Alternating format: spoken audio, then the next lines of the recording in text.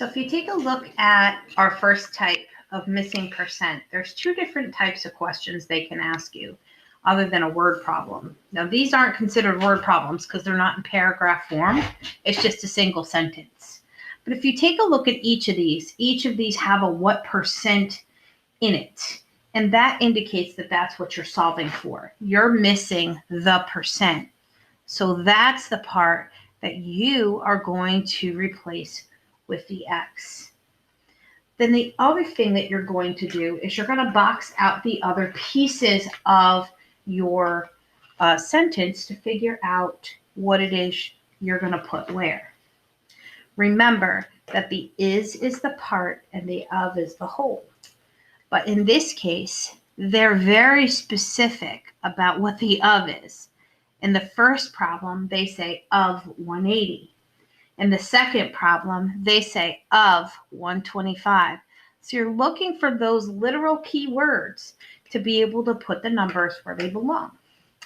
In number 1, the is 36. In number 2, it's written a little differently. It says 30 is. So 30 belongs with the is here. Once you identify those three pieces, you have to know two of them in order to do it. So we know the is, we know the of, looking for the percent. We know the is, we know the of, and we're looking for the percent. So now it's just time to set this up. So we're going to do is over of equals percent over 100. And that's our template that we're going to use to solve these. What we're going to do is substitute all the stuff in. Because I'm looking for the percent, in the percent spot, I'm going to put an X. So the is 36. The of is 180. The percent is what we're looking for, so that's X. And our bottom number is always 100 because percents are always out of a total of 100. Okay, so that's the whole of the percent side. In the bottom, we need is over of equals percent over 100.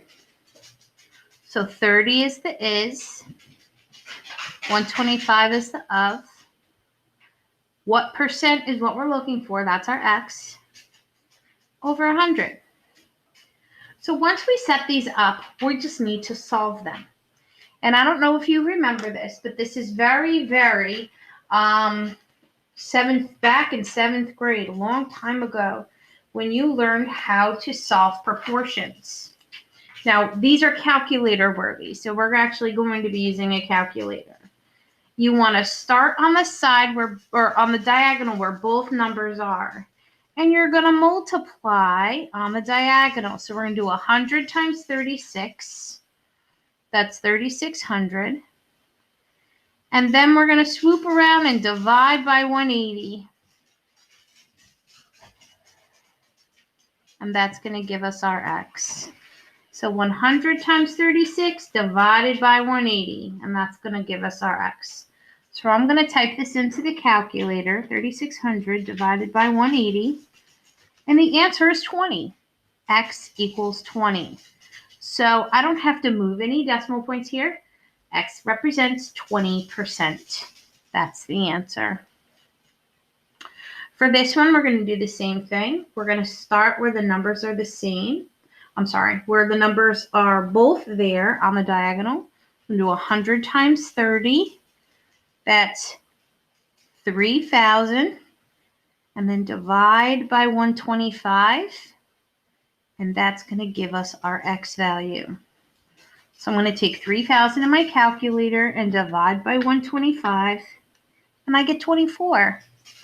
That means that my answer is 24. So 30 is what percent of 125? 24%.